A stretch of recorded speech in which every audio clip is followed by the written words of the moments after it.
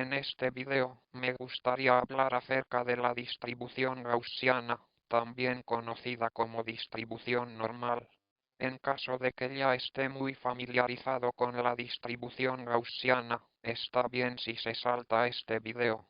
Pero si no está seguro o si ha pasado un tiempo desde que trabajó con una distribución gaussiana o distribución normal, entonces por favor vea este video hasta el final. En el siguiente video, empezaremos a aplicar la distribución gaussiana para desarrollar un algoritmo de detección de anomalías.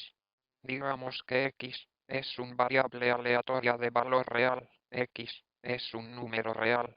Si la distribución de probabilidad de x es gaussiana, esto significaría mu y la variante sigma cuadrada, entonces escribiremos esto como x, la variable aleatoria tilde, que es este pequeño tilde que significa distribuido como, y para denotar la distribución gaussiana, a veces va a escribir n paréntesis, mu sigma, al cuadrado. Entonces, esta letra n significa que es normal ya que la distribución gaussiana y normal hacen referencia a lo mismo, así que son sinónimos y una distribución gaussiana se parametriza mediante dos parámetros, por un parámetro que denotamos mu y un parámetro de variación que denota por sigma cuadrado. Si graficamos la distribución gaussiana o densidad de probabilidad gaussiana, se verá como la curva en forma de campana, que quizá ya haya visto antes. Esta curva en forma de campana es parametrizada por esos dos parámetros mu y sigma, y la ubicación del centro de esta curva en forma de campana es la mu media y el ancho de esta curva en forma de campana, que es más o menos, digamos, este parámetro sigma, también llamado desviación estándar. Y así, esto especifica la probabilidad de x, tomando diferentes valores, entonces x asume valores, como sabe, en el centro, se trata de valores muy altos, ya que la densidad gaussiana aquí es bastante alta, mientras que si x toma valores más y más alejados, va a estar disminuyendo en probabilidad. Por último, para completar, déjeme escribir la fórmula para la distribución gaussiana, entonces tenemos la propiedad de x y a veces escribiré esto en vez de pxx voy a escribir esto como pxx, mu sigma, al cuadrado. Esto denota que la probabilidad de x es parametrizada por los dos parámetros mu y sigma, al cuadrado. La fórmula para la densidad gaussiana es esta. 1 sobre 2 pi sigma a la x, negativa menos mu, al cuadrado sobre 2 sigma, cuadrado. Así que no hay necesidad de memorizar esta fórmula, ya sabes, esto es simplemente la fórmula para la curva en forma de campana aquí a la izquierda. Así que no hay necesidad de memorizarla, si alguna vez necesita usarla, siempre puede buscarla y la figura a la izquierda es lo que obtiene si toma un valor fijo de mu y un valor fijo de sigma y traza pxx. Así que esta curva de aquí es realmente pxx trazada como una función de x, ya sabe, para un valor fijo de mu y el cuadrado de sigma sigma al cuadrado, que llamamos varianza. A veces es más fácil pensar en términos de sigma sigma, es llamada la desviación estándar, por lo que especifica el ancho de esta densidad de probabilidad gaussiana mientras que el cuadrado de sigma sigma al cuadrado es conocida como la varianza. Veamos algunos ejemplos de cómo luce la distribución gaussiana.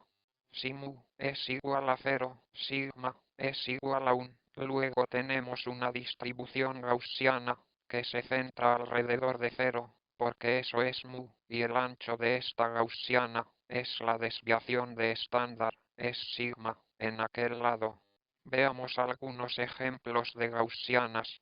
Si mu es igual a 0 o igual a 1, entonces corresponde a una distribución de Gauss, que se centra en 0, ya que mu es 0 y el ancho de esta gaussiana es controlada de este modo por sigma por ese parámetro de varianza. Aquí hay otro ejemplo. Digamos que mu es igual a 0 y sigma es igual a la mitad, y la desviación estándar es 0.5 y la varianza sigma al cuadrado, por lo tanto sería el cuadrado de 0.5, sería entonces 0.25, el cuadrado de 0.5 sería 0.25 y en ese caso la distribución gaussiana o la densidad de probabilidad gaussiana se ve así. También se centra en 0, pero ahora el ancho de esto es mucho menor debido a la menor varianza. El ancho de esta densidad gaussiana es aproximadamente la mitad de amplio. Pero como esta es una distribución de probabilidad, el área bajo la curva, que es el área sombreada de allá, esa área debe integrarse aún.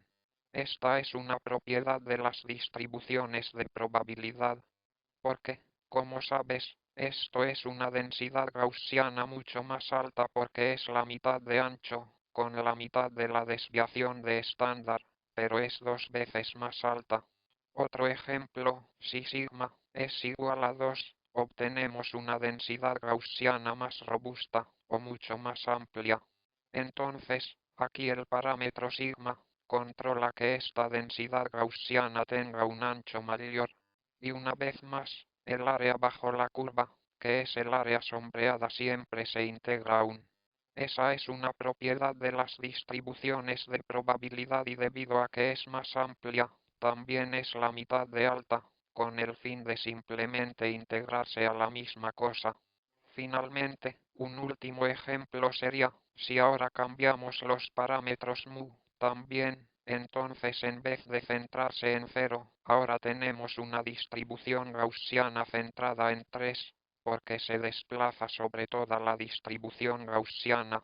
A continuación, hablemos sobre el problema de estimación de parámetros. ¿Qué es el problema de estimación parámetro? Supongamos que tenemos un conjunto de datos de ejemplos m, entonces x1 a través de xm y digamos que cada uno de estos ejemplos es un número real. Aquí en la figura he trazado un ejemplo de un conjunto de datos donde el eje horizontal es el eje x y, como sabe, tengo un rango de ejemplos de x y los acabo de trazar en esta figura aquí. Y el problema de estimación de parámetros es, digamos que tengo la sospecha de que estos ejemplos de una distribución gaussiana, entonces tengo la sospecha de que cada uno de mis ejemplos xy fue distribuido. Eso es lo que significa esta tilde. Por lo tanto, tengo la sospecha de que cada uno de estos ejemplos se distribuyó según una distribución normal o una distribución gaussiana, con cierto parámetro mu y algún parámetro sigma cuadrado, pero no sé cuáles son los valores de estos parámetros. El problema con la estimación de parámetros es, dado mi conjunto de datos que quiero encontrar, quiero estimar cuáles son los valores de mu y sigma cuadrada. Así que si tiene un conjunto de datos como este, parece que tal vez, si estimo de qué distribución gaussiana vinieron los datos, tal vez eso puede ser más o menos la distribución gaussiana de donde provinieron, con mu siendo el centro de la distribución y sigma la desviación estándar que controla la anchura de esta distribución gaussiana. Parece un ajuste razonable de los datos, porque, ya sabe, parece que los datos tienen una muy alta probabilidad de estar en la región central, baja probabilidad de estar lejos, baja probabilidad de estar más lejos y así sucesivamente. Quizá esta sea una estimación razonable de mu y de sigma al cuadrado, que si corresponde a una distribución gaussiana, entonces luego tendrá esta apariencia. Entonces, lo que haré es escribir las fórmulas estándar para estimar los parámetros de mu y sigma cuadrada. La forma en que vamos a estimar mu será solo el promedio de mi ejemplo. Entonces mu es el parámetro medio, voy a tomar mi conjunto de entrenamiento, tomo mis ejemplos m, y los promedio. Esto solo me da el centro de esta distribución, pero ¿qué hay de sigma al cuadrado? Bueno, la varianza, solo voy a escribir la fórmula estándar de nuevo, voy a estimarla como la suma de 1 a través de mxx y menos mu, al cuadrado, y esta letra mu, aquí, es en realidad la letra mu, que puedo calcular aquí usando esta fórmula, y lo que es la varianza o una interpretación de la varianza, es que si se fija en este término, es la diferencia al cuadrado entre el valor que obtuve en mi ejemplo, menos la media, menos el centro, menos la media de distribución. Como sabe, la varianza la voy a estimar como solo el promedio de las diferencias al cuadrado entre mis ejemplos, menos de la media. Solo como un comentario adicional, solo para aquellos que son expertos en las estadísticas. Si es un experto en estadística y si ha escuchado de la estimación máxima de probabilidad, entonces, estas estimaciones son en realidad la estimación de la probabilidad máxima de los parámetros mu y sigma cuadrada. Pero si no ha oído sobre eso antes, no se preocupe. Todo lo que necesita saber es que estas son las dos fórmulas estándar para tratar de averiguar lo que mu y sigma cuadrada valen, dado el conjunto de datos.